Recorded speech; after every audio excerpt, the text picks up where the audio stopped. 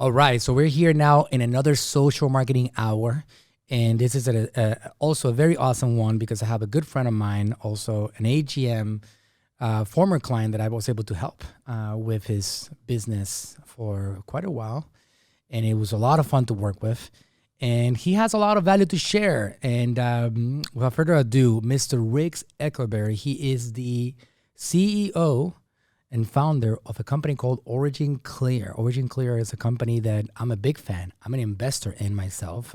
They are creating a revolution in a very important subject, and that is the subject of water. We all need water. That's the one thing that we know we can't live with, aside from air. We also need air. We need oxygen. We need food. But water is absolutely essential, and they're going through a massive business evolution, and we got a lot to talk about that subject, but we also want to give you value on the subject of what it takes to build a business, what it is, what consistency is all about, being persistent and trying to get your message out there and getting attention, going through the ups and downs of business. We're going to talk about even going public and the process of taking a company public, which I don't know a lot of people that have done this. I personally work with a lot of small, privately owned businesses. I have been doing so for many years. It is a dream to take a company public. Mr. Eckleberry has done this himself, so we're going to talk about that process. For those of you guys that have those big dreams, those big thinkers, we're going to find out what that process looks like. So let's get into it. Riggs, it's a pleasure to have you here, man. Manuel, such a pleasure. Likewise. Amazing. So Riggs, you want to tell the audience a little bit about yourself and introduce yourself to them. And a lot of people that are here listening are small business owners that are trying to understand marketing. They're trying to get marketing strategies. They're trying to get their business to the next level, and they're looking for value. Tell them about yourself. Well, Manuel, I have a very eclectic background. I was raised, as a son of an international businessman. I have like two friends from when I was a kid. We traveled everywhere. And then over time, I learned, obviously I learned about marketing, but I got involved in high tech in the 80s and really started feeling that technology was potentially the revolution, that we could change conditions with technology, right? And then I really fell in love with the .com. For me, the internet was like, wow. And spent the whole .com building, technology companies, often getting them bought out or taking them public and so forth. And I got used to rapid disruption, rapid change, right? That fell in love with that.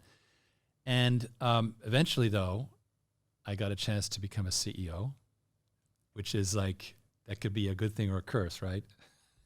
Depends on the position and situation, the company, right? I was at the time taking a company public as the number two. I was the COO, president COO. And of course, every number two thinks he's better than the number one, right? He can do a better job.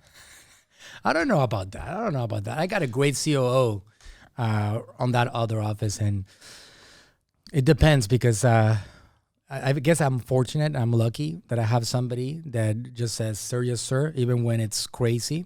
Sometimes he will be like, "Manuel, I think you're doing the wrong thing, and let me tell you why," and I'll listen to that, right? Sure. But generally, they trust my crazy vision. And the reason why they trust is because I have been more right than wrong. And that is actually, in the end, what makes people trust you. The fact that they see you succeed more than they see you fail. Because otherwise, they stop trusting you, right? Yeah. But I'm sure that people experience that. Like, if you're the number two, if you feel comfortable, like, listen, I can be the leader, right? Like, I feel like I can be a leader. Like, in you, I don't really see you as a number two, Riggs. I don't. Like, I try to visualize being your number two, or you being the number two over number one, and I would imagine that you're going to go to battle to earn that number one spot endlessly because you're a leader. You are a leader. You're a boss. It's almost like you were meant to direct, not to receive directions, right? Some people are like that. Thank you. I appreciate that, but I do think that well, first of all, I want to say that just like you, my most recent success for the last few years has been building a team of absolutely reliable people who love their position, who love what they're doing. My COO, Tom Marchisello, is just amazingly competent. Stats are booming. I let him do it. I love a person I don't have to issue orders to. That's the best. That's the best. He texts me like, okay, we got this thing taken care of. We had a receivables problem. We got it handled. I'm like, carry on, right? And he'll tell me, like you say, he'll tell me what he thinks. And then, so I got a whole team that finally allows me to breathe and to think. And that's very important for a leader, right? So at the time when I was taking this company public, the reason I was restless was it was a flawed company and I knew it was going to break. And yet it was going onto the NASDAQ. And I was like, oh, this is not going to go. So I said, okay, time for me to step up. And I contacted a fund that I've been working with, really good people. And I said, I think I'm ready for becoming a CEO. And they said, yeah, we think you are too. But you know what? You're not doing tech. You're going to go into green. Interesting. Right? And that's the origin of OriginClear right there. Well, in fact, it started, they said, we want to start you. We're going to launch a company in algae. Why? We think that algae is the future fuel of the world. And for various reasons, so we launched a company called Origin Oil at the time, the original oil being algae. Petroleum comes from algae. And I had the most amazing time there for several years. And we were the darlings of the media. I was on CNN, I was on Fox, you name it, right? Because it was like, whoa, algae. It was kind of cool, right? Unfortunately, to make it work, we had to have a very high price of crude. And when it dropped because of fracking, we're like, you know what? We don't have a company anymore.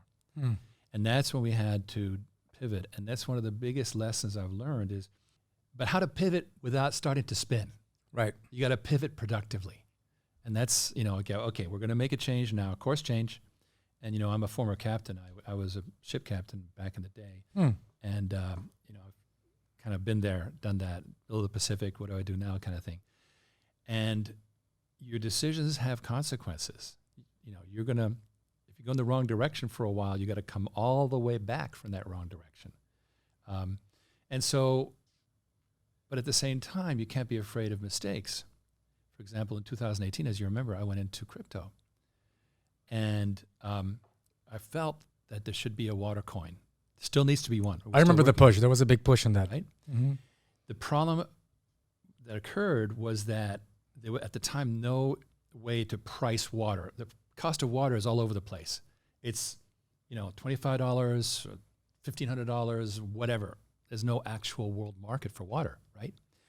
And so... And by cost of water, you mean like buying filtered systems or what do you actual mean? Water. Let's say I want to buy, an acre foot is 1 acre wide, 1 foot deep. That's about right for a family of 4, I want to buy that for my community or whatever.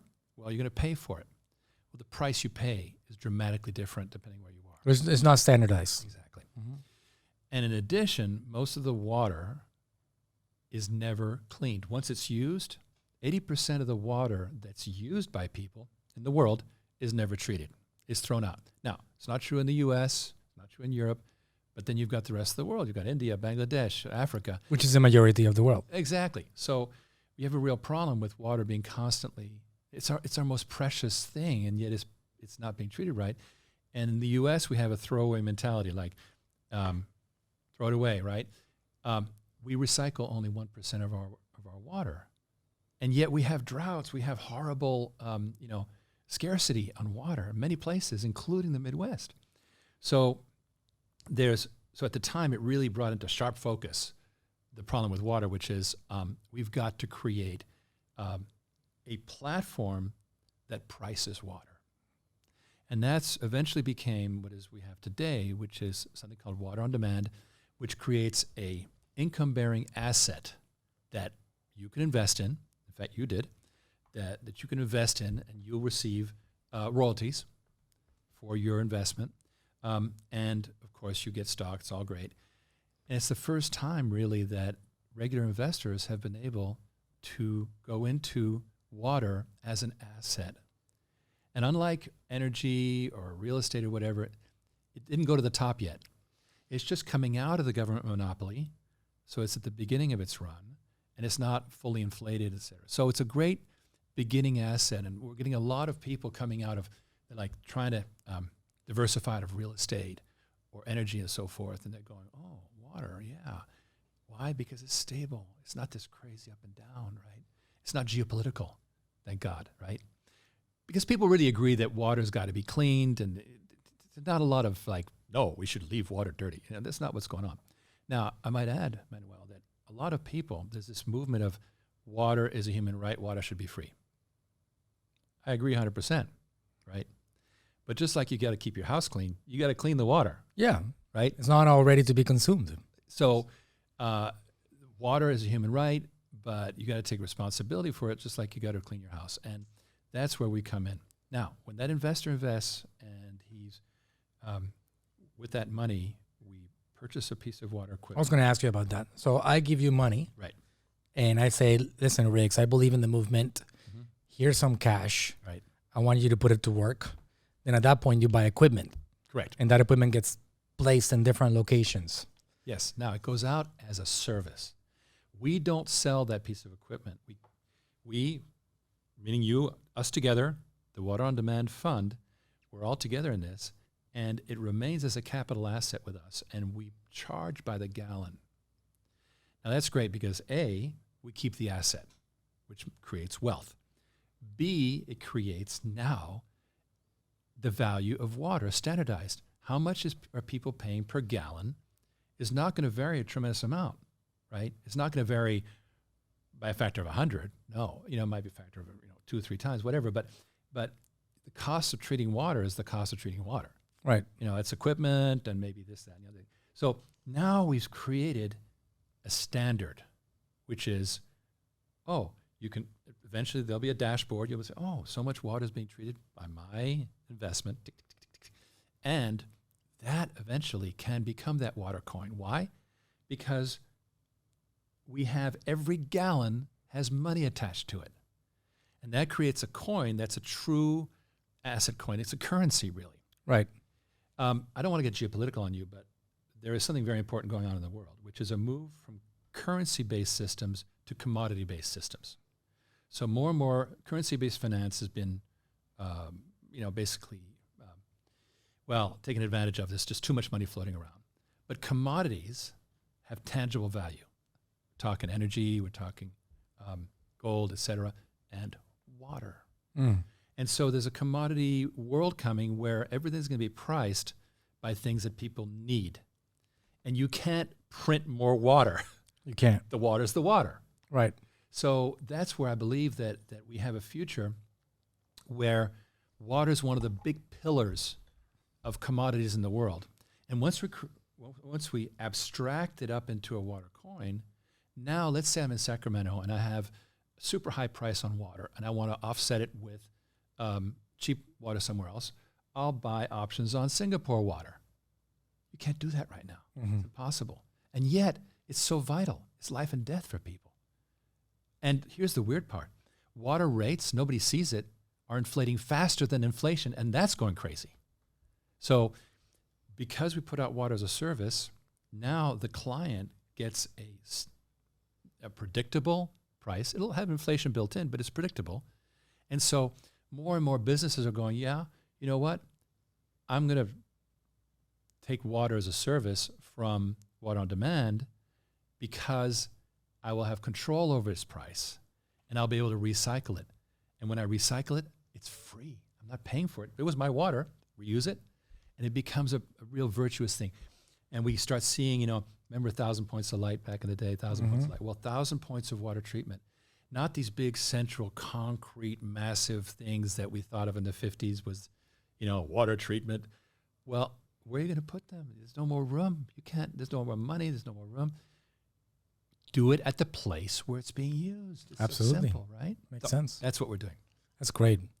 So Riggs, going back into the subject of business and how did you guys come up with this concept? Like a lot of people, that's a very unique concept. And it's hard to say that you have a lot of competitors because I don't think you have a lot of competitors, but it's a revolutionary model. How do you guys come up with an idea on this is what we're going to do? This is how we're going to change the world? Because you know me enough to know that I'm into changing the world, making the world a better place through our message and our businesses. How did that start, that idea with changing the water in this world or giving people a solution to this enormous problem? It's interesting because for us, COVID was a real game changer for us because many businesses during COVID had to assess their business model. Remember, you made that course free at the time. It was huge, and it transformed your model too, right? So for us, we had been building these business units in Dallas, Texas, and also in Virginia, but it wasn't moving fast. It was growing so slowly. It's like, what's going on? And it took us a while to go, wait a minute, it's the money, stupid. If people don't have to pay a bunch of capital up front, I'll give you an example. Right now we're doing an engineering contract for a nonprofit that is building a tiny homes community in Texas for homeless. The contract is $750,000. They're not going to have to pay it. We got this. And they're delighted, like, fine, we'll pay on the meter. No problem, right? When we use it, we pay for it. Everybody can do that. Absolutely. So for them, it transforms it. And you know what? That nonprofit is trying to raise money for other things than water, right? So it makes sense. You solve a problem for them. Exactly. So what it does is accelerates things.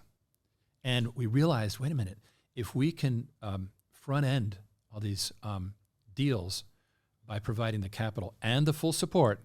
So let's say, Manuel, you're operating this nonprofit. You don't want to be in the water business, right? You just want this thing to treat the water. So when there's a problem, somebody shows up, fixes it, it's all outsourced, right? Mm-hmm. So that's the vision, because everything is going into a service more and more. Look at Microsoft Office. We used to pay $120 for Microsoft Office. Now it's like $10 a month for something like that. But you know what? Even though it's more over time, I get more value. The lifetime value dramatically increases, which I love that you're mentioning this, Rex, because this is the one thing that a lot of businesses fail to understand. Yes. The value on acquisition of a customer. That is the single most important element to a thriving business. If you look at a Natural Slim, for example, our brand, we're going to do $50 million in revenue this year. We make a big push on trying to acquire a customer for the first time, even if we break even or lose money, right? Because we understand what the value is of that person long term. Granted, we don't really lose money on that front end. And the reason why we don't lose money is because we have a unicorn. Like we talked about the subject of unicorns, right? People that know how to create content, they know how to communicate really well, they know how to capture attention. My father was a unicorn. He knew how to capture attention. So what we have to spend on advertising is microscopic compared to a brand that doesn't have that unicorn. In my case, I spend $40 to acquire a customer for the first time, and they pay $83. Their cart, average order value, $83. So 1 to 2, right? Right. It's still not really profitable when you add into the work of all the staff, and when you add into the cost of the products and all of it, we're breaking even or close to it, right? Which is a good thing. Well, yeah, or maybe making a little bit of money. So that's great. Now I can tell you that most people don't have that scenario. The point that I'm mentioning this is because those $83 become $250 in 12 months. So $83, we know scientifically already, because if we keep those numbers every single day, become $250 in the first year. And we keep on doing a good job, those numbers keep on growing and growing and growing, because when you have a good quality product or service, people keep on buying from you. And the story is very similar when you look at companies that are massive companies, trillion-dollar valuation companies, Amazon, another massive company, Netflix.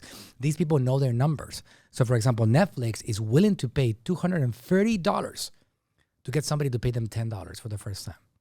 How does that make sense? You're losing $220 on the front. They understand that these people are going to be at minimum 3 years with them, paying them $10, $14, $16 every month. Sure.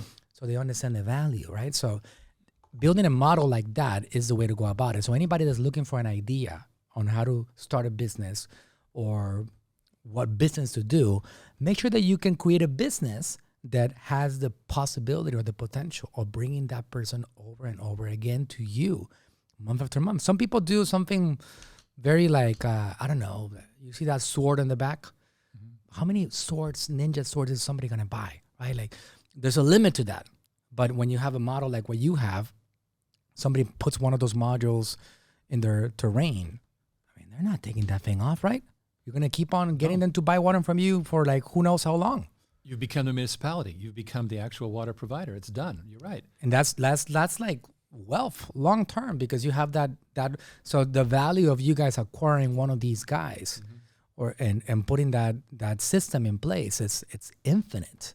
It just like it ideally transitions to generations, right? Like over the long run. So that's a very important way to approach business, right? Like, how do you create something that, even though at the front end it costs you a lot of money, you know that you're going to provide enough value to that person that came in, or that business, that you keep them buying from you over and over again with good products and services. Is that basically what you guys are trying to do? That was the situation we were looking at in our industry and similar industries. Is initials DBOO: design, build, own, operate. Right. Most companies in the water industry just do design and build.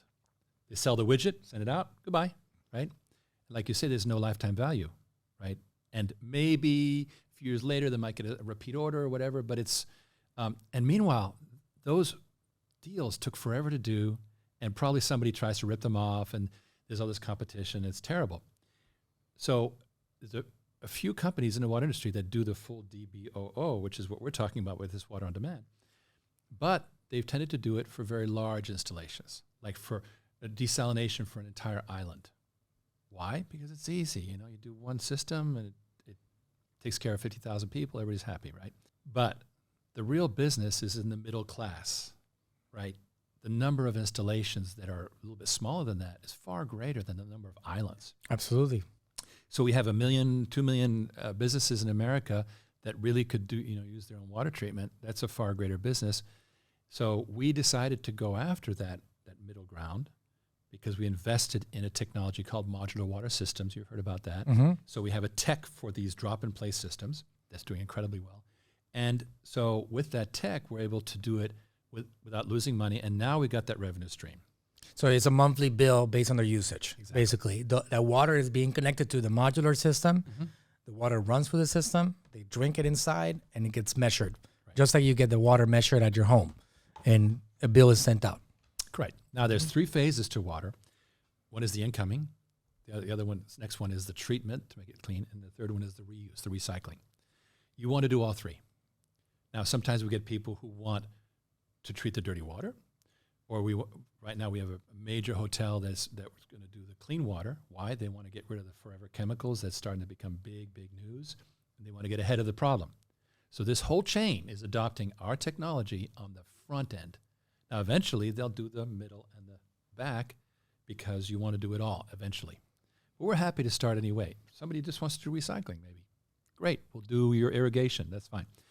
The point is that we want to be as flexible as possible to deal with this mid-ground $500,000 to $2 million systems at our cost that then generate that revenue. And then we want to, over time, just grow that business. And we made a strategic decision. And I'm a strong believer in focus, meaning sacrifice. Don't try to do everything. And there's a book literally called Focus that tells that story. We were looking at, we're able to raise money. We're good at that. We can build a fund. Great. Now, building those systems, it take forever. Much slower than actually raising the money. So what we decided to do was delegate the building and maintaining of those systems to regional water companies. Now that does a couple things. Number one, it enables us to go massively parallel. Bum, bum, bum, bum, bum, bum, everything in parallel. So you're kind of like the sales engine. We're the finance guys. Mm-hmm. We're capital. And we're the contract managers. We own the customer contract, and we own the asset. We give it, let's say Manuel is in Atlanta. He's got a water company. You say, Manuel, I've got a job for you. He goes, okay, thank you. Here's a quote. Go ahead and get it done. Right? So now he's super happy. It was a bluebird for him. What that does also is it creates a loyalty network who, after a while, we got 30, 40 of these all over America and everywhere else. It's hard for others to come in. So by actually being willing to give the job to Manuel and not make that money, we've actually built what I call our supercharger network, just like Tesla has the supercharger network, very similar. It's a barrier to entry for other people. I think it's super important. I'll add to that particular thing, which there's another word that describes what you're talking about right now, and it's collaboration. And if you hear a lot of the things being talked about in entrepreneurship right now, is collaboration is the new currency. That's just the way it is. If you really want to scale, stop trying to do everything and delegate those things that are going to free you up so you can actually focus on the thing that you know how to do the best. And you have all these other areas being done by other groups, internally or externally, Sure. and you can really focus on expanding. A lot of entrepreneurs historically have focused too much on doing everything themselves because they have pride in their ability to do it themselves. And they miss out on the possible collaborations of connecting with these people, organizations that they can do more together. Together is better. Together is not something that shows weakness.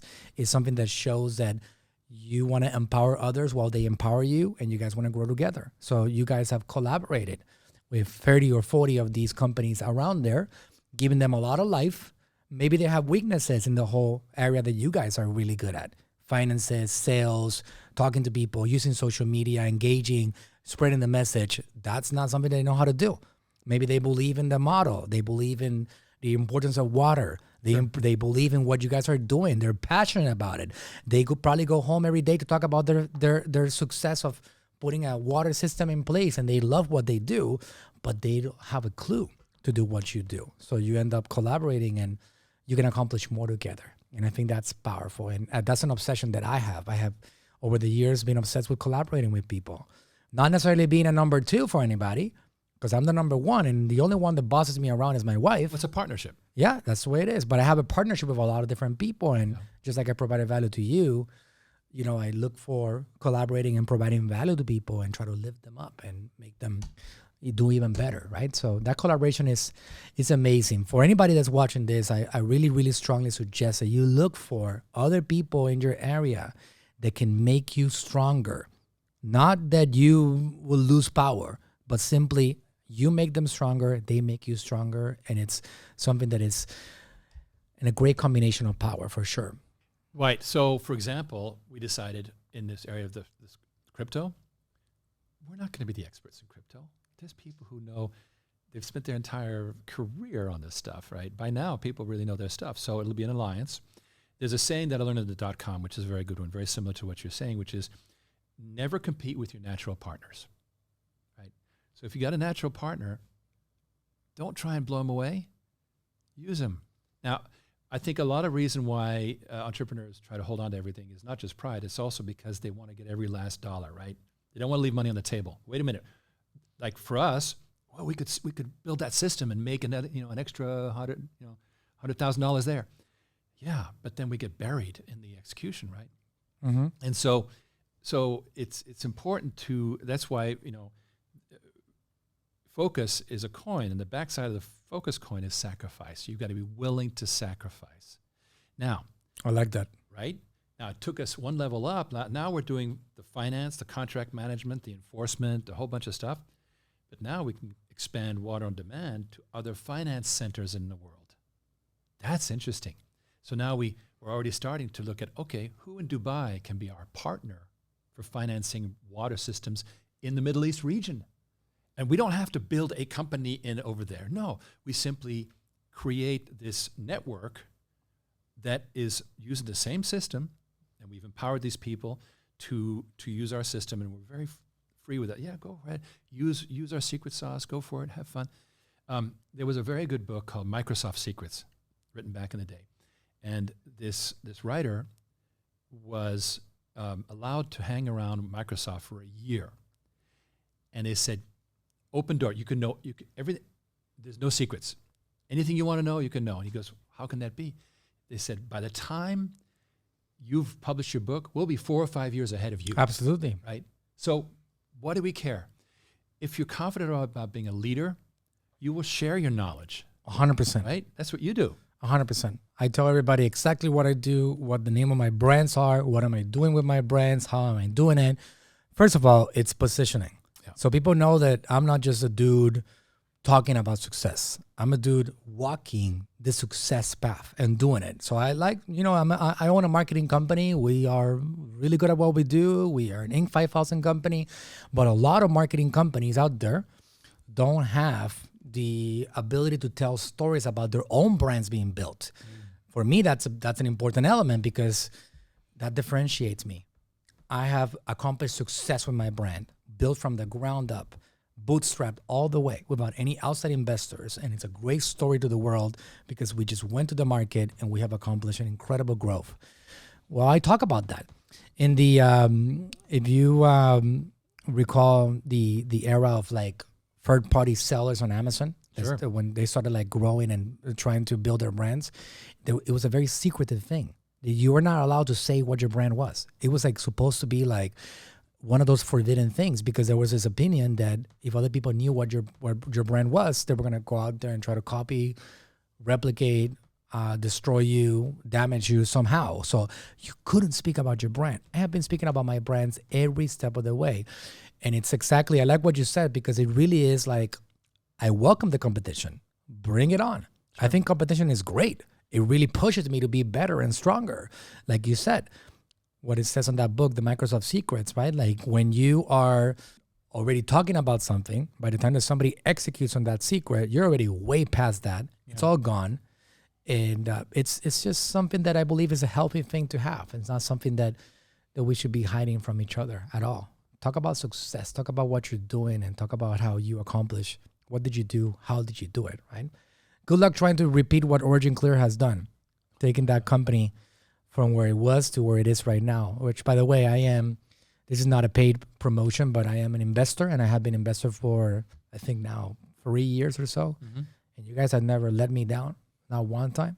That check keeps on coming every quarter. Every quarter. It's always there. Day 60. Yep. It's always there, and I don't have to worry about it too much. I don't have to email you guys and ask you, where's my check for my investment? It just always is magically there. So I appreciate that because when you're investing on a company that it's, there's a certain level of risk, but you guys have proven yourself over the years. And not only am I a big fan of what you guys are doing, it's an investment opportunity. A lot of successful business owners out there, they don't know what to do with their money. Mm-hmm. They really don't know what to do with it. It's something that is very comforting to have a company that you can give money to, that they're going to do something good with it, and you're going to get a return on that. So it's something good. So if somebody wanted to invest with OriginClear, are you guys still taking money? Is that still something that you guys are still pushing?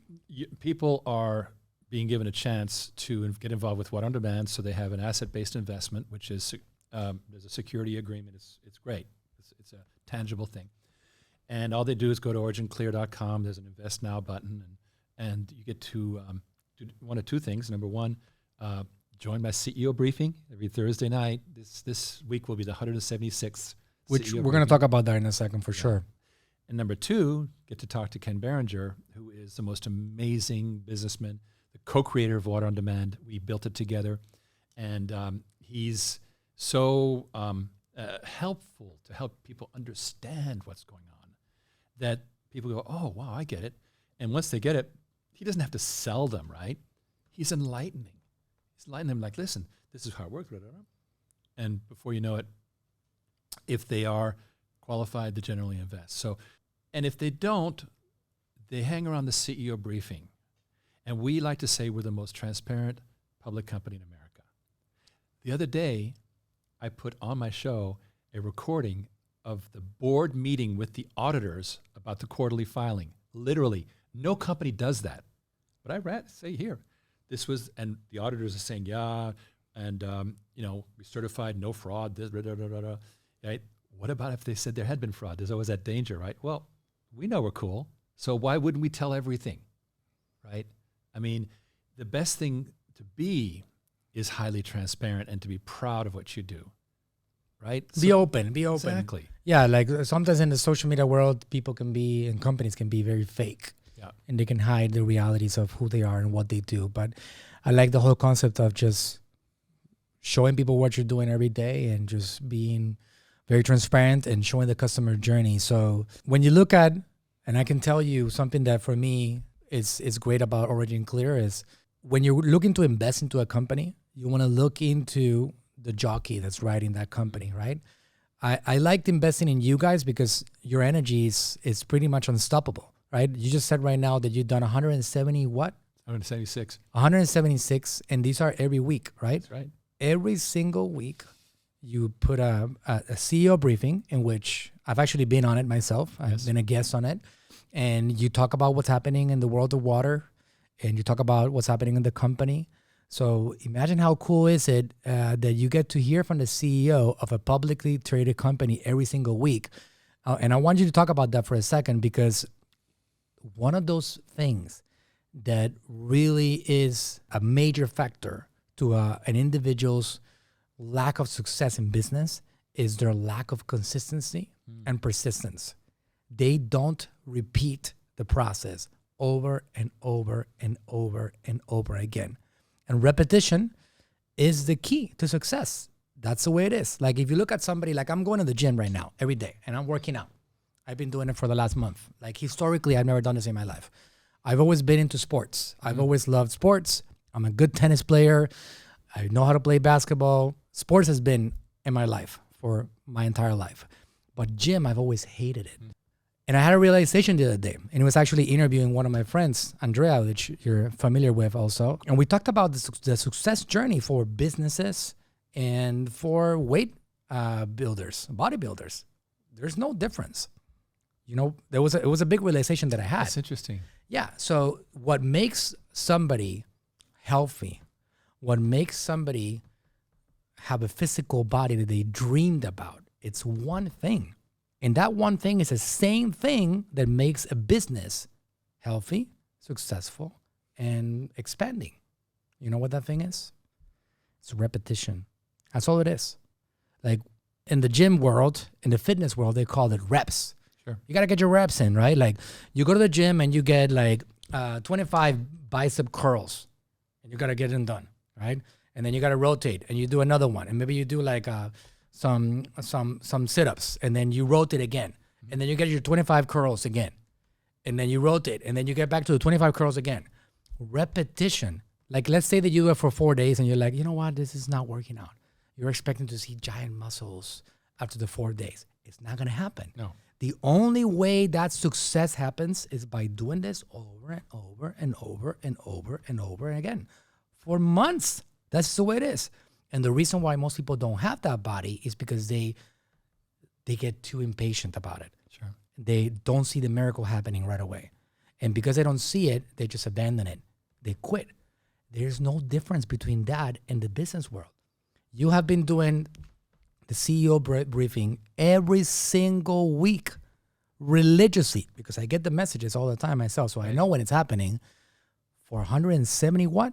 176. 176 weeks, right?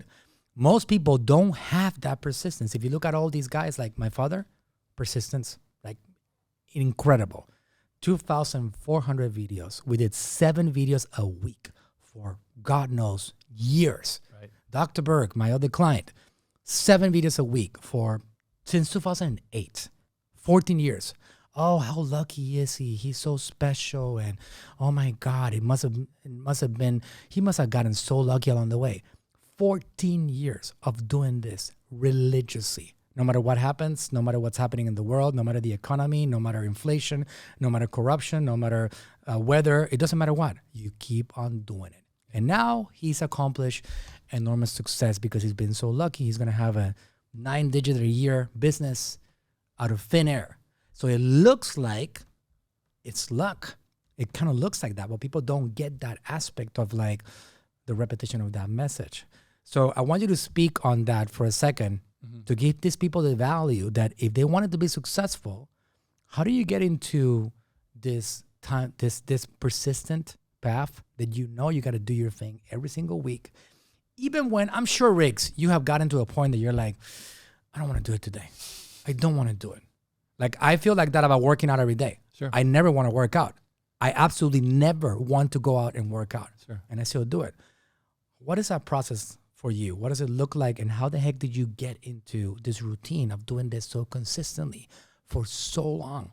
Even if you haven't had, like, maybe one time you had one listener or two, and it's kind of like frustrating or whatever, like, Tell me about your process on that area. Okay. And I remember 23 December 2019, I called you up from LA and I said, Manuel, my CEO briefing is the key to people investing, and let's ramp it up. And that is what you worked on for the next 6 months is you and your team made it what it is today. What you have to do is identify what I call the popcorn popper. The thing that is going to lead to business. Just like with working out, you're going to do those reps to result in being fit, right? And so once you identify that activity that is a wide, simple activity that you can do and do again, you're literally popping the popcorn, and then you just pick the business off, right? We know statistically that when somebody comes into a CEO briefing who's qualified, 1/3 will invest. Well, then the math is simple. Get people to the CEO briefing. The rest will follow. It's a numbers game. Exactly. You already know the math. Right. Now, here's an additional part of the numbers game. I hate, appealing marketing to accredited investors. Why? They're the 1%. They're a minority. Number 2, everybody's after them. And number 3, it's unfair. And just to clarify, an accredited investor is somebody, this is something that anybody can Google, somebody that's making $250,000 a year? $200,000 individual, $300,000 with a cohabitant, a wife or significant other, or they have $1 million net worth excluding their primary home. Correct. Okay. Most people make it on the income side. $200,000 is achievable for a lot of people, but still, it's a minority. It's a minority. I mean, I know. I think $200,000 a year. It's about 4% of the population, something like that. You're about so right. It's a small majority, small minority. And so it's hard work getting to those people, and there's a lot of wastage, right? But it's also, I think, socially unfair. Why should you or I get the opportunity to do these cool investments and everybody else doesn't? And that's why I became a strong believer in what we call these unaccredited, it's called Regulation A investments. And Regulation A was invented by very smart people to democratize investment. So it's not only for the high class people. It's more like anybody that wants to put some money to work. Exactly. And so it took a while. This was invented in 2013, and it took a while for it to mature. And today, you can capitalize an entire company by appealing to everybody. Our friend Grant Cardone does a wonderful job of that. There's a place called Start Engine that specializes in doing it. Howard Marks at Start Engine is brilliant at that. Well, it's inclusiveness, right? Exactly. You take something that is supposed to be very unique for some people only, and you turn it into a broad vehicle for everybody that wants to be a part of it. Yes. So your audience goes from the 2% or the 4% to like everybody. That's the way it is. They can invest up to 10% of their annual income, which is, okay, let's say it's $4,000 or $5,000. Great. 500 doesn't matter. And what it does, it makes your marketing is much simpler. Like everybody. And also you're creating a supporters. These people are invested. I put in $500. I'm interested, right? They're brand ambassadors now. Exactly. They feel like I own a little piece of this. It doesn't matter how small the piece is. They own a little piece of it. They feel like they're a part of it. Yes. It's also turned into, I believe, the best path to taking a company public. We've reorganized OriginClear to be more of a launch platform because we have so many good things going. We were stuck with the problem when you have a lot of good things going is it's like the Sound of Music. There's one kid who's not going to be taken care of, right? The redheaded stepchild. Well, how about we turn it into a launch platform and shoot these companies out, and each one of them eventually becomes public through this highly democratic process of Regulation A. And who proved it to me was a company called Nightscope, with a K, Nightscope, and they do security robots. They raised $110 million in Regulation A and got on the NASDAQ. They didn't have to go after high-end investors or anything. It was all small investors. Got everybody involved. And it was USA? Yeah. Wow. Unbelievable. It's a great, they do a good job. Security, these are security robots. They're patroller robots, right? And it's a good product. And Start Engine, which is the platform, does a great job. We're with a similar platform called Castle, which is also very strong. But what they proved was that you can go the whole way with this Regulation A. And so we decided, you know what? all these companies we're going to spin out as these targeted cruise missiles into the water industry doing one or another function, they're all going to be raising money from everybody, and they'll go on to the NASDAQ, proper stock exchange, through that process. It keeps it simple, it's democratic, it's wide open, it's high speed, and it also, these days it's all about creating large online communities. Mm-hmm. If you have a large online community, you're set. And in each case, you've gotten people through your marketing process to put some money in, and now they're invested, and they spread the word. And so you literally are becoming a self-fulfilling prophecy. Yeah, well, let's be specific. Large online communities. Everybody that I work with, that's what I push around. Dr. Berg, it's going to be 9-digit a year brand owner. The only reason he's getting there is because of the large online community. Natural Slim, big business, large online community. Grant Cardone, one of the biggest Huge. public funds out there, $5 billion in real estate owned by now. Why? Large online community. Myself, AGM Marketing, I have an online community. That's the thing that's fed my organization today. And the stories go on and on and on. That's the way it is, right? The traditional marketing days are no longer what they were. You want to build a brand today, the fastest path is through building an online community. And by online community, we can define that as, and I'll let you give me your take on that, but following on social media, a list of people to email, phone numbers that you're accumulating, people that are interested in your message across these platforms. Whatever platform it is, however you're reaching them, you're building an online community. And these are your assets that you can use to build your dreams and your business and get your messages out there. So what would you define in your own words, Riggs, what an online community is? Well, the first thing you got to think about is digestion. How are people going to digest your content, right? And this is where really the revolution of clips is coming in. Because we say all these wonderful things in these podcasts, but how many people are going to listen to the whole podcast? Some, but to really get it out is going to be some strategic clips that get sent out that get wide distribution. Instagram Reels, Facebook Reels, YouTube Shorts, TikTok. Exactly. That's what we're talking about right now. When I look at all of these geopolitical stuff that's going on, I'm not, Joe Rogan, I don't listen to his whole podcast, but I'll watch 3 clips of his. Boop. I'm up to speed. I know what's going on. And so now eventually I might subscribe to Spotify, which was a big win for Spotify and Joe Rogan. But meanwhile, I'm part of his universe. I'm listening to him, even if it's only these short clips. Right. So you got to really think about, what is the wedge? What's the beginning experience that somebody gets? And that is, again, we create so much content that sometimes you and I are both big content creators. How do we get it consumed? There's a big problem with that. And so that's where, a VP marketing of ours came on board, in fact, through Andrea D'Agostini, Josh Summers. And he is a big apostle of this. We're doing it. And it's dramatically widened it so that everybody we come in touch with, be it through social media, through our lists, et cetera, is consuming these clips easily, fast. And they become enthusiasts. And then eventually they get more, and they end up in a briefing. Now they'll sit through the briefing or watch the replay. Now they're real. So it's a gradual increase. It's a journey. You got to understand that journey.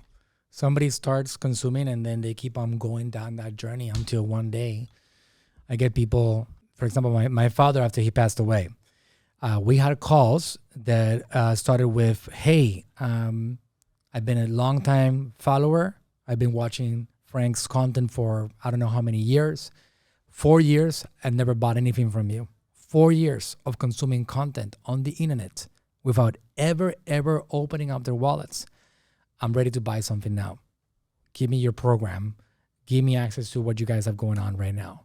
So it's people are going to respond at different levels at different times. Some people are going to, you might have people that reach out to you guys on first contact and they're like, okay, I believe in you guys. Here's some money. But that's rare. It's rare. The ones that actually are investing their money are usually, they've been on a journey with you guys. They've attended CEO briefings. They have actually seen your content. They've seen other people talk about what you guys have going on. They whatever, saw a podcast and heard a Saw podcast. us on Forbes, whatever. Yeah. Exactly. And so it's that journey, right? So people have to understand that. And it goes back to the subject that we talked about earlier, which is that repetition, which is that persistence, and just being willing to put yourself in a spot over and over again, because maybe somebody saw the CEO briefing number 4 that you ever gave. And they're like, oh, that looks like cool, something cool. Maybe I'll do it again. But then Riggs does CEO briefing number 172, and they run into it again. And they're like, wow, this guy has kept on going. Yeah. 168 more episodes since the last time I heard one. Let me listen in to see what's going on right now. And that process is underrated, because you get to, when you repeat something over and over again, when you keep on showing up, when you keep on talking to people on a consistent basis, and you keep on being a face for it and being upfront about it, then people start trusting you more. There must be something good going on in OriginClear. If Riggs Eckleberry has been doing this show for 170 something times for so long, so consistently, something good must be happening there. That consistency, that repetition really has an enormous impact on your business. So I started the question with, how the heck do you do that? All right, because I haven't even done this that well. I just told you about our social marketing hour right now. Yeah. How do you get into this consistent routine that you just keep on repeating this, even if you don't feel like it? Tell us about that process. The way to do it for me is to set up content generating machines. By that I mean, I have invested in a podcast booking agency, a very good one, Command Your Brand, good group. And they are constantly booking me on podcasts just like this one. And then that generates content that I can put on the briefing, so that I don't, like, how do I fill the 40 minutes? Well, I've got some material. So I'm like, throughout the week, I'm like, okay, I got a clip here. And then I do an interview with my chief engineer, Dan Early. Hey, do a walkthrough on one of the latest things, video it, drop it in. So I'm constantly just accumulating content. And after that, I just throw it at, it's sitting there, right? So the key is to have a good intake line for your content. And to always be, whenever I'm on a podcast, I'll say, I'm not going to wait for it to be published. I'll say, whoever it is, hey, Jim, send me the raw video, and I'll take some excerpts. And they usually love it because it's promotion. And that way, that fuels the content engine, because it gives you an opportunity to say that story again and again. Now, every podcast I go on is different. Why? The host is, most people who podcast are very smart. They've talked to 100, 200, 500 people, and they know how to pull out different things. And sometimes I'll find myself telling an old sea story. I don't know why, but he got me, talking about it. Well, that creates diversity for my briefings. So now as opposed to me just talking yet again, I interacted with somebody who got some gold out of me because he was good, right? And now it's enlightening my people. So the content is auto-generated. I think that's the key. That's great. That's great. Riggs, what would you say would be, like, I know you're a marketer at heart. Yes. So a lot of these guys like you at the top of the game, you are CEOs and you're executives and you're running teams and you have marketing people under you. But some people don't understand, like people that I work with, like Dr. Burks, my father, a lot of these guys, they're brilliant marketers themselves. And you're a marketer too. What would you say right now is the most important marketing channel for you to be able to get your message out in front of people? What do you think is your number one platform to be paying attention to right now? I really love Facebook. And the reason is that, first of all, everybody's on Facebook. They do a great job of the lookalike audiences, and you feed the data in and they optimize it. Now, I'm sure there's better. We've been looking at other things like TikTok and so forth. But this is, it's solid business, And you're producing leads for it, and you're getting leads to go to your CEO briefing. Exactly. Mm-hmm. We generally don't try to send people to talk to Ken to invest. It's kind of a short circuit. It kind of works, but it's very wasteful. Send them to the CEO briefing. Now, in the process, of course, we call them up. They get registered with CEO briefing. We're doing a bunch of things to, support it. But the point is that it's a nice neutral activity to send them to. They're not feeling pitched. They're feeling enlightened. And that's a big difference. Don't sell, enlighten. So enlightening means you're giving value to people. I'm not just trying to get some money out of you. I'm saying, hey, how about this and this and this? When I was a consultant back in the day, when I was doing technology consulting, I used to start out by assuming the guy was my client. I would start helping him long before there was a contract. Right? He'd get wins. I'm like, Riggs, we should do a contract at some point. I'm like, yeah, we'll do that. It would just start. Good people respond well to help. Those who don't, you get rid of them. So what, right? But we get stuck on the people who are not good people and who will not automatically respond. But in my opinion, most business people, they are fair and they're responsive. So if just give to them and it will come back. There's no question in my mind about that. The few that don't, just weed them out fast. Very important strategy. Give value to people. Give abundant value, knowing that it's going to come back to you at some point. Exactly. It's just the way it is. Plus, it feels good. Like, hey, it's kind of like putting out, the good word about peace and all these good things. Get the word out, right? I've learned so many things in my life that I feel almost like to not talk about it and not generate enlightenment is kind of like not returning to all the.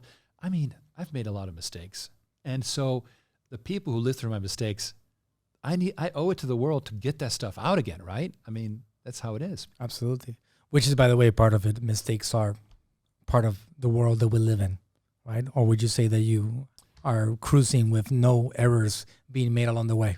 So much so that I trademarked mistake-based marketing as a trademark when I was doing my tech transformation work, meaning that I make a religion out of making mistakes, but quickly, like, go, okay, fix it, go, fix it, go. It's a constant process Absolutely. of adjusting. Don't be afraid of making mistakes. Just be aware, like, okay, that worked, sort of. Now tweak it. And it gets you out there. Early on when I was rolling out businesses for a particular client, he goes, Riggs, you just created 5 companies in a month. And well, yeah, I want to see what's going to hit, what's going to work. Yeah. And then we lock it and go, right? That's awesome. Awesome. That's the way to do it. Okay, Riggs, we're going to be wrapping it up in a second, but I have an important question to ask you. If you were to be able to go back in time, would you still go public on OriginClear, or would you like to stay as a private company? What would you do? I like public, and here's why. Well, you've got a decision to make. If you're private, and I've been a private company before, like in the 80s, and you always have a problem with capital. So you have to think about, you can't outstrip your cash situation because you can't go upside down. Last thing you want to do is go in debt. That sucks. And so you're kind of running a machine that is going to organically grow, and that's fine. There's nothing wrong with it. But think about if you have the capital to work with to really accomplish your dreams. That's for the business that needs the capital, right? Because not everybody needs the capital. Like, I don't need capital. Like, I've had people on a marketing agency, I've literally had people in here say, Manuel, I got money. All right. Are you looking for investors? Like, I got a bunch of money. Like, you tell me what you need, and I would love to be a part of it. I don't even know what to do with the money, honestly, because I'm growing at a fast pace without money right now. Maybe because it's I don't have a particular service or product that I need to get capital to invest in. My asset is humans, and I'm scaling my humans. And instead of having inventory in a warehouse, I have humans that I'm scaling. So I wouldn't myself even know what to do.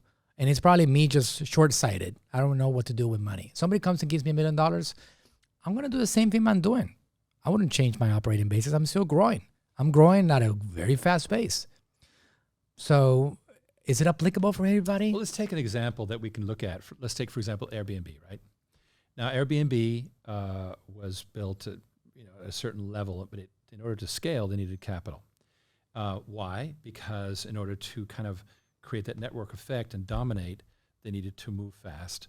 And so there was and what they were doing was they were creating a product so that Airbnb became a thing. Now, there's other players like VRBO that are out there that never got that capital. They're okay. They're bumping along. They're fine. But Airbnb just dominated. Right? So what do they need to do? They're a profitable company at this point, right? Yeah, but they were unprofitable for a long time. Right. Because it's marketing, right? Like they have to put a lot of money into marketing, into strategies, into distribution, and Customer acquisition. customer acquisition. If they were going to operate virtual hotels, well, how do you acquire all those people and the customer, the landlord experience? And believe me, Airbnb is very smart, and they got their act together. They're one of the companies I admire a lot. But here's what they grew through the venture capital process. So you have a choice. You got three ways. One is organic, which you've done, and there's nothing wrong with it. But you decided you want to go organic equals bootstrap. Exactly. Totally fine. Nothing wrong with it. The second one is you decide you want to dominate your industry and you need to get some capital. You've got two ways to go. You can go with venture capitalists, right? Or you can go public early on and get out there and not have a boss, right? Just market the company to the world and they invest. Venture capital route is predictable, but it's very controlling. So that's the second one, the Right. venture capital way, right? So you're not really public like New York Stock Exchange public. Not yet, but you're on the path. On the path. Because the VC is going to get their payout from them going public. So the Grant Cardone, for example, real estate fund, it's on that second one. It's not a public company, but they have brought in outside investors, venture capital. Would you say that's I don't know the structure. I believe he's operating pretty much as a, let's call it a public entity. We get into labels separately. But he's literally, he's not VC. VC is the guys in Silicon Valley, Kleiner Perkins. they have money to spend and they're looking for companies to give it to. And they'll invest in 10 for one win. The problem is that they're pretty brutal. If you're one of the 9 that didn't succeed right away, you got to really be willing to be dominated. I was not a big lover of venture capital. The third option is this option of going public early on. And it's really done best by doing, as I say, this Regulation A process. Which is like people that are anybody that wants to give money. Exactly. Okay, Regulation A. You need to find out how to do it. Now, there's some good platforms out there. There's Start Engine, there's Republic, there's Manhattan Street Capital, Castle Placement, which we're with. But you need to have a community, right? Because otherwise, like, how do you get people to start buying into you? Even if it's $1,000 or $500, it doesn't matter. People usually buy into you more than they would buy into OriginClear, right? They want to follow a face. They want to follow a jockey. Like if you take Rick's Eckleberry out of the equation, it would have taken a lot more energy to convince me to give you guys hundreds of thousands of dollars. But because I have a jockey that I trust in, I'm like, Rick's, here you go. I'm going to play with you guys, right? So I don't know if there's another way to actually do that. Well, I'm going to be straight with you. We had a sponsor. You know, I didn't become a CEO just like, hey, I'm a CEO. No, I had there's a group that is behind me that specializes in this, and we're one of 8 or 10 companies and that share what works. We'll do this kind of offering, this kind of registration, this kind of Regulation A, whatever. And so there's a lot of community stuff. So I think it's vital for people to realize that you're going to have to, in a way, network. And this is where the most important thing of all, in my opinion, is what's your team? You need to think about, go beyond being an individual. You have built a team. It's clear. My life got a million times better starting basically in 2015, 2018, when I started bringing in people that were world-class people. And people are world-class when you don't have to give them orders. Mm-hmm. That's the number one thing. That they call you up like, I just had this bright idea. Like, let's do it, right? As opposed to, when are you going to do it? When are you going to do it? When are you going to do it? So it's true about finance, raising capital. It's true about building a company. Is who are you going to get teamed up with? Who are you going to get to know? And I can't give an overall prescription like you should do X, Y, Z. But somewhere in your network, if you're an entrepreneur, you know somebody who knows somebody who can get you connected to do the right thing. So what I'm saying is, if you have a good thing going, build a team. From there, you'll have a choice: organic, venture capital, go to a fund, go public, this, any other thing. But at least you've got people to work with, because there's nothing more freeing than knowing you can pause to think. You and I, Manuel, we can actually think for a second. We're not constantly, oh my God, what's going on? That's a luxury, in my opinion. And it's what creates great companies, I think. Right. Now, can anybody go public at any stage? Is that something that there's a process for that? Yeah. I'm sure that pros and cons, right? If you go public very early, you might be missing out on a massive capital for personally at a personal level, right? So, because I've heard the stories of people that go public and they're gazillionaires now because the company was already at a certain level. But if you go public early, your shares get diluted. So you own a smaller share of whatever the bigger thing is at that point. So there's pros and cons because you can grow faster, but maybe you don't have the uber wealth that comes out of like building a private company to a certain level and then going public. That would be my final question. How would you? Okay. If you're using IPOs as a payoff, remember that the early people, they're going to make, like for example, Airbnb, the incubator that started them, put in $20,000, they made 440,000% on their money. So somebody's going to make a lot of money from you from that payoff process. The alternative is to go public early and raise money from everyday people. And these days with Regulation A, you can do it democratically and you can take care of people. And if you execute well, they'll do fine and you'll be, you build a currency. Our stock is a currency. It trades, 3 million shares a day, whatever it is. That creates a currency that enables us to make decisions that, over time are right. Are we always right? No, but over time. And it enables us to basically fund our activities by being responsive to the market. And that's why over time we figured out this whole water on demand thing because, hey, I'm going to raise money to create assets, not just to spend money on, salaries, but to create these assets that are then productive. That was the breakthrough for us because it was a productive way to raise money, right? It would not have been possible if we hadn't been public, in my opinion. That's amazing. I like it. Okay, Riggs, it's been amazing. Thank you for joining the Social Marketing Hour. If people wanted to connect with your mission and everything that you have going on, how can they access you, Riggs Eckleberry and OriginClear? Well, join my email list. You'll get, when you go to our site, you get invited. And OriginClear.com. Exactly. And when I send out a newsletter, the answers come to me personally. It's not an autoresponder, whatever. It's not one of those no reply things. It goes to my inbox. And I try and answer emails. So also in the CEO briefings, when people bring up a question, even if it's a tough one, I answer every single question. They go, what about this product that you advertised a year ago? What's happened to it? And I'll say, hey, you know what? This didn't work out. So you will get an answer from me if you come on my CEO briefings, and I will communicate with you. And, I kind of pride myself on confronting it like, okay, this is a tough question. Fine, I'm going to tell it like it is, right? So I really, would love people to be on board with our list, our CEO briefing. We respond. We try very, very best. And when you become an investor in a company, you become family, literally. Awesome. I love it. I feel it. I'm a part of the family. Riggs, thank you for being here. We'll have to do this again. Manuel, it's such a pleasure, and I really appreciated the opportunity and the fun. Awesome. All right, guys. Thanks for tuning in. See you in the next one. If you're enjoying this content, please go ahead and subscribe. Help me comment below and let me know if you have any questions about marketing. And I'm on a mission to help as many of you as possible conquer the marketing world.